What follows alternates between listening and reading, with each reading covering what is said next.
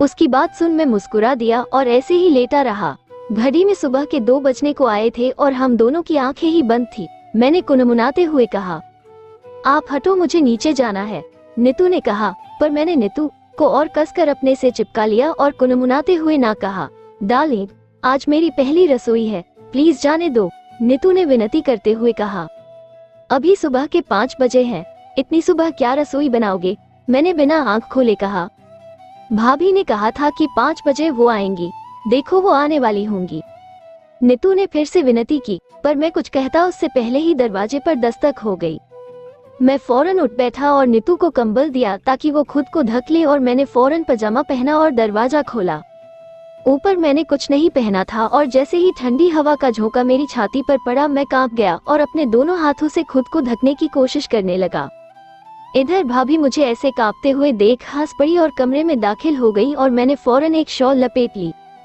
तुम दोनों का हो गया कि अभी बाकी है? भाभी हम दोनों को छेड़ते हुए बोली। नीतू तो शर्म के मारे कंबल में घुस गई और मैं शर्म से लाल हो गया, पर फिर भी भाभी की मस्ती का जवाब देते हुए बोला, कहाँ हो गया? अभी तो शुरू हुआ था, हमेशा गलत टाइम पर आते हो। भाभी ने एकदम से मेरा कान पकड़ लिया। अच्छा, मैं गलत टाइम पर आती हूँ? पूरी रात दोनों क्या सांप सीढ़ी खेल रहे थे? भाभी हंसते हुए बोली। इतने में नीतू कंबल के अंदर से बोली, भाभी आप चलो, मैं बस अभी आई। ये कौन बोला? भाभी ने नीतू की तरफ देखते हुए जानबूझकर बोला। नीतू चूंकि कंबल के अंदर मुंह घुसाए हुए थी इसलिए वो भाभी को नहीं देख सकती थी। भाभी हंसती हुई नीचे चली गई। मैंने दरवाजा फिर से बंद किया और नीतू के साथ कंबल में घुस गया। इधर नीतू उठने को हुई तो मैंने उसका हाथ पकड़कर रोक लिया। कहाँ जा रहे हो? मुझे ठंड लग रही है, मैंने बात बनाते हुए कहा। तो ये कंबल ओढ़ो, मैं नीचे जा रही हूँ। नीतू ने फिर उठना चाहा। यार ये सही है, रात को जब आपको ठंड लग रही थी तब तो मैं आपके साथ लेटा हुआ था और अभी जो मुझे ठंड लग रही है तो आप उठ के जा रहे हो। मैंने नीतू से प्यार भरी शिकायत की, जिसे सुनकर नीतू को मुझ पर प्यार आने लगा। वो फिर से मेरे पास लेट गई और मुझे कसकर अपने सीने से लगा लिया और बोली, आपको पता है, मैंने कभी सपने में भी ऐसी कल्पना नहीं की थी कि मुझे आप मिलोगे और इतना प्यार करोगे। अब मुझे बस जिंदगी से आखिरी चीज चाहिए। ये कहते हुए नीतू खामोश हो गई। उस चीज की कल्पना मात्र से ही नीतू का दिल जोरों से धड़कने लगा था और मैं उसकी धड़कन साफ सुन पा रहा था। पता नहीं क्यों, पर नीतू की ये धड़कन मुझे अच्छी लग रही थी। नीतू ने धीरे से खुद को मेरी पकड़ से छुड़ाया, पर इस हलचल से मैं उठकर बैठ गया। नीतू ने कंबल हटाया और रात से लेकर अभी तक पहली बार अपनी नीचे की हालत देखी और हैरान रह गई। तरफ देखा नहीं। मैं उठकर खड़ा हुआ और अलमारी से अपने लिए कपड़े निकालने लगा। इधर नीतू ने भी अपने कपड़े निकाले और नीचे नहाने चली गई। घर में आज सिर्फ औरतें ही मौजूद थीं। बाकी सारे मर्द आज बाहर पड़ोसियों के यहाँ सोए थे। अश्विनी वाले कमरे में भी कोई नहीं सोया था। नीचे सबका नहाना धोना चल रहा था और मैं नीचे नहीं जा सकता था। कुछ देर बाद भाभी साक्षी को लेकर ऊपर आ गई। मैंने भाभी को सख्त हिदायत दी थी कि वो साक्षी को अपने साथ रखें, क्योंकि मुझे अश्विनी पर जरा भी भरोसा नहीं था। अपनी खुंदक निकालने के लिए वो साक्षी को कुछ भी कर सकती थी। भाभी जब साक्षी को ऊपर लेकर आई तो वो रो रही थी। संभाल अपनी गुड़िया को, सुबह से के लगा रखी है इसने। भाभी साक्षी को मेरी गोद में देते हुए बोली। मैंने साक्षी को गोद में लिया और उसे अपने सीने से लगाया। साक्षी ने एकदम से रोना बंद कर दिया। ये देखकर भाभी हैरान हो गई और मुस्कुराते हुए चली गई। इधर मैं साक्षी को गोद में लिए कमरे में घूमने लगा। फिर मेरा मन किया कि मैं साक्षी के साथ खेलते खेलते नीतू को छेड़ूं। अब नीचे तो जा नहीं सकता था, इसलिए मैंने एक आइडिया निकाला। मैंने साक्षी को ऐसे पकड़ा कि उसका मुंह मेरी तरफ था और गाना गाने लगा। मेरी आवाज इतनी ऊंची थी कि नीचे सब औरतें ये गाना सुन पा रही थी और भाभी ने नीतू को मेरे बदले छेड़ना शुरू कर दिया। नीतू का शर्म से बुरा हाल था। उसके गाल सुर्ख लाल हो चुका था। वो उठी और जाकर माँ के पास बैठ गई और उनके कंधे में अपना मुंह रखकर छुपा लिया। माँ भी हंसने लगी और वहाँ जो भी कोई था वो मेरा पागलपन सुन हंसने लगा। मैं ऊपर गाना जाता जा रहा था और साक्षी की नाक से अपनी नाक रगड़ रहा था। साक्षी भी बहुत खुश थी और हंस रही थी।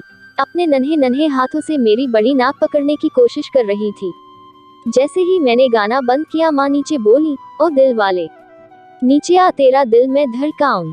माँ की आवाज सुन मैं फौरन नीचे आया। माँ के पैर छुए और उन्होंने मेरे कान पकड़ लिए।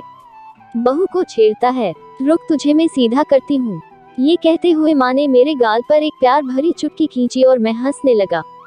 देखत हो कितना बेस्म है ई लड़का, तोहार बहू तो सबके पैर छू कर आशीर्वाद ले लेहिस है और ये अभी तक केहू का नमस्ते तक ना कहिस है। मौसी बोली। मैंने फिर एक एक कर सबके पैर छुए और वापस ऊपर आकर साक्षी के साथ खेलने लगा। जब सबका नहाना हो गया तब मैं नहाने घुसा।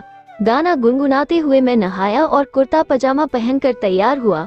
साक्षी को भी मैंने ही नहलाया, पर ये सब किसी को पसंद नहीं आया और उन्होंने मुझे टोका। ओ सागर, तू काहे सब कर रहा है?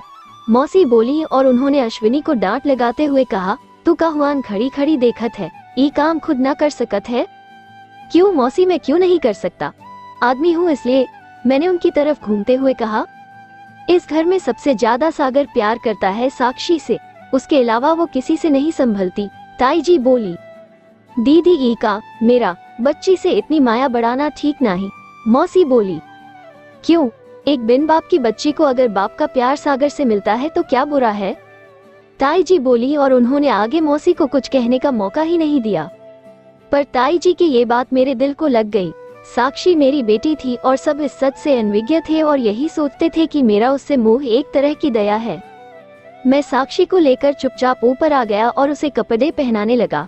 जहाँ कुछ देर पहले मेरे दिल में इतनी खुशियाँ थी, वही मौसी की बात सुनकर मेरे दिल में दर्द पैदा हो चुका था। साक्षी को कपड़े पहनाकर मैं उसे अपनी छाती से लगाकर कमरे की खिड़की के सामने बैठ गया और साक्षी की पीठ सहलाने लगा। कुछ देर में साक्षी सो गई और मैं सोच में डूब गया।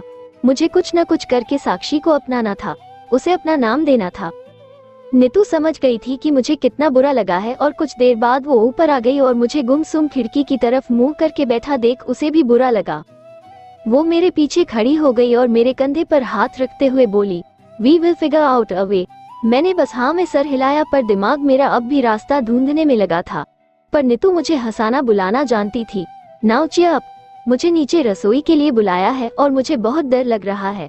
ये एकदम से उठ खड़ा हुआ और बोला, चलो आज हम दोनों खाना बनाते हैं। ये बात भाभी ने बाहर से सुन ली और बोली, खाना तो बहुरानी ही बनाएगी, तुम जाकर मर्दों में बैठो। भाभी की बात सुन हम दोनों मुस्कुरा दिए। नीतू इधर खाना बनाने में लगी और मैं बाहर निकल के पिताजी के पास बैठ गया। कुछ देर बाद सबको खाना खाने के लिए बुलाया गया। खाने में नीतू ने लौकी के कोफ्ते और गोभी की सब्जी बनाई थी, साथ में रायता और गर्मा गर्म रोटियां। घर के सारे लोग एक साथ बैठ गए, सिर्फ भाभी, नीतू और अश्विनी रह गए थे। नीतू ने आज एक गहरे नीले रंग की साड़ी पहनी थी और सर पर थोड़ा घूंघट कर रखा था। ताऊ जी ने जैसे ही पहला कौर खाया, उन्होंने फौरन अपनी जेब में हाथ डाला और फौरन कुछ पैसे निकाले। नीतू को अपने पास बुलाया और उसे 5001 देते हुए बोले, बहू ये ले, आज तेरे हाथ की पहली रसोई थी और माँ अन्नपूर्णा का हाथ है तुझ पर, मैंने इतना स्वाद खाना कभी नहीं खाया। उनके बाद पिताजी ने भी नीतू को 5001 दिए और बहुत आशीर्वाद भी दिया। मौसाजी ने भी नीतू को 1001 दिए। अब बारी आई ताई जी की, उन्होंने नीतू को सोने के कंगन दिए और आशीर्वाद दिया। माँ का नंबर आया तो उन्होंने नीतू को एक बाजूबंद दिया जो उन्हें उनकी माँ यानी मेरी नानी ने दिया था। नीतू की आंखें इतना प्यार पाकर नम हो गई थी। तब माँ ने उसके सर पर हाथ फेरा और उसके मस्तक को चूमते हुए बोली, बेटी बस, रोना नहीं। भाभी ने माहौल को हल्का करने के लिए बात शुरू की, पिताजी आपको पता है सागर भैया कह रहे थे कि वो भी रसोई में मदद करेंगे। ये सुनकर सारे हंस पड़े और नीतू भी मुस्कुरा दी। कल तू सबके लिए खाना बनाएगा, ताऊ जी ने मुझसे कहा, पर तभी भाभी बोली, पर कल तू बहू चली जाएगी। ये सुनते ही मैं खाते हुए रुक गया और हैरानी से भाभी को देखने लगा। मेरी ये हरकत सबने देखी और भाभी को मेरी टांग खींचने का फिर मौका मिल गया। क्या शादी के अगले दिन बहू अपने घर जाती है? भाभी ने मुझे रस्म याद दिलाई, पर बेटे के दिल का दर्द सिर्फ माँ ही समझती है। बेटा बहू कुछ दिन बाद वापस आ जाएगी। माँ की बात सुनकर मुझे तसल्ली नहीं हुई, क्योंकि उन्होंने ये नहीं बताया था कि ये कुछ दिन कितने होते हैं। खाना खाने के बाद सबसे बातें होने लगी, इसलिए हम दोनों को अकेले में बात करने का समय नहीं मिला। शाम को भी लोगों का आना जाना लगा रहा और इसी बीच प्रकाश भी मिलने आया। वो मेरी शादी में नहीं आ पाया था क्योंकि कुछ इमरजेंसी कारणों से उसे बाहर जाना पड़ा था और उसकी गैरहाजिरी में उसका परिवार आया था। मैंने उसका इंट्रो नीतू से करवाया तो उसने हाथ जोड़कर नीतू से नमस्ते कहा और फिर अपने ना आ पाने की माफी भी मांगी। रात को खाना नीतू ने ही बनाया और खाने के बाद भाभी ने उसे जानबूझकर उसे अपने साथ बिठा लिया। इधर गोपाल भैया मुझे अपने साथ खींचकर छत पर ले आए जहां मेरे बाकी कजिन बैठे थे और वहां बातें शुरू हो गई। भाभी वाले कमरे में मेरे मौसा जी के 2 लड़कों की पत्नियां बैठी थी और उन्हीं के साथ अश्विनी भी बैठी थी। भाभी जबरदस्ती नीतू को पकड़कर वही ले आई। अब अश्विनी उठकर भी नहीं जा सकती, इसलिए नजरें झुकाकर बैठी रही। तो नीता जी बताइए, पहली रात कैसी गुजरी?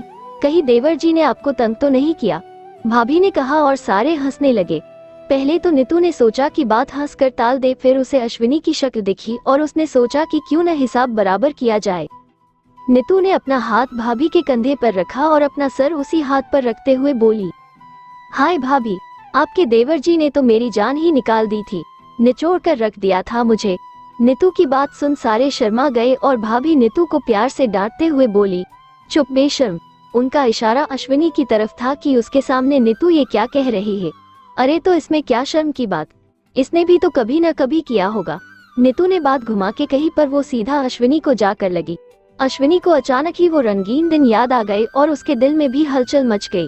पर भाभी एक बात तो है, वो आपकी हर बात मानते हैं। नीतू बोली, क्या मतलब? भाभी बोली, कल रात आपने कहा था ना कि मेरी देवरानी का ख्याल रखना, तो उन्होंने रात भर बड़ा ख्याल रखा मेरा।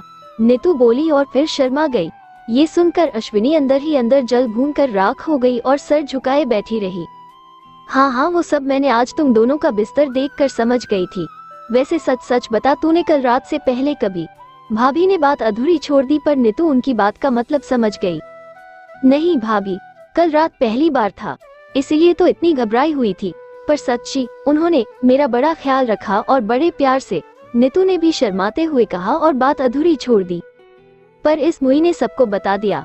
भाभी ने मौसा जी की सबसे छोटी बहू की तरफ इशारा करते हुए कहा। अब ये सुनकर तो नीतू के कान लाल हो गए। सबको? नीतू ने पूछा। अरे बुद्धू, सबको मतलब माँ, चाची जी और मौसी जी को। हम तीनों ने तो साक्षात रंगोली देखी थी। भाभी ने नीतू को चिढ़ाते हुए कहा। मतलब कि घर की सब औरतों को चल गया था कि नीतू कुंवारी थी, पर ताई जी और माँ के डर के मारे मौसी जी ने उससे कुछ नहीं पूछा था। वरना शादी होने के बाद भी नीतू का कुंवारा होना मौसी जी के लिए अजीब बात थी। ये बात जिस शख्स को बहुत जोर से लगी थी वो थी अश्विनी। कहाँ तो वो सोच रही थी कि वो सागर को ताना देगी कि उसे नीतू के रूप में एक। आखिर सबकी बातें खत्म हुई और नीतू ऊपर आई और मैं भी अभी कमरे के बाहर पहुंचा था कि भाभी मुझे वही मिल गई। हो गई आपकी बातें, सारी बातें आप ही कर लो, मेरे लिए कुछ मत छोड़ना, मैंने भाभी से शिकायत करते हुए कहा। ये सुनकर मेरी बाकी 2 भाभियां भी हंसने लगी। अब तो तू भी आकर मेरे पीछे खड़ी हो गई थी। वैसे भाभी, वो कल रात वाले दूध में क्या डाला था? मैंने कहा और सारे हंसने लगे। उसका असर तो नीता ने बता दिया हमें, और वो तुम्हारी रंगोली भी देखी थी हमने, मेरी छोटी भाभी बोली। और ये सुनकर नीतू मेरे पीछे अपना सर छुपाकर मुस्कुराने लगी और सारी औरतों ने मुझे प्यार भरे मुक्के मारने चालू कर दिए। दीदी सच्ची बेशर्म हो गया है ये तो, बड़ी वाली भाभी बोली। भाभी दोनों को लेकर नीचे आ गई। इधर मैं और नीतू अंदर आ गए। तो पहले ये बताओ कि कब वापस आओगे? मैंने सीधा ही सवाल दागा। शायद 1 हफ्ता, नीतू ने मुस्कुराते हुए जवाब दिया। 1 हफ्ता क्या करोगे वहाँ?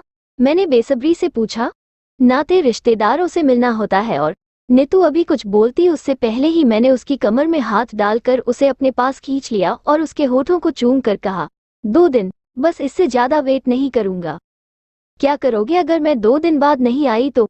नीतू अपनी उंगली को मेरे होठों पर रखते हुए बोली।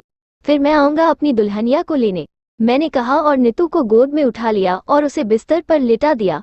मैं जानता था वो आज बहुत थकी हुई होगी, इसलिए आज मैं बस उसे अपने से चिपका कर सोना चाहता था। मैं भी नीतू की बगल में लेट गया। नीतू ने मेरे बाएं हाथ को अपना तकिया बनाया और मुझसे चिपक कर लेट गई। मैं नीतू के सर को चूमता हुआ उसके बालों में फेरता रहा और कुछ देर बाद दोनों सो गए।